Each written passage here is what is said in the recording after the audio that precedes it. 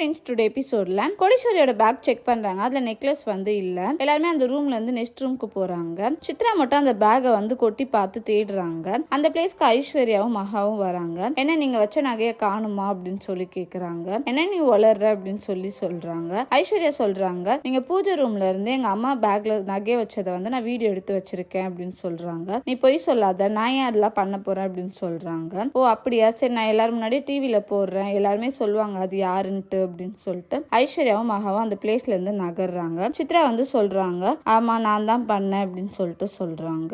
ஐஸ்வர்யா வந்து சொல்றாங்க, நீங்க தானே நகையை திருடுனீங்க, அந்த நகையை ஒழுங்கா அங்க போய் வச்சிருங்கன்றாங்க.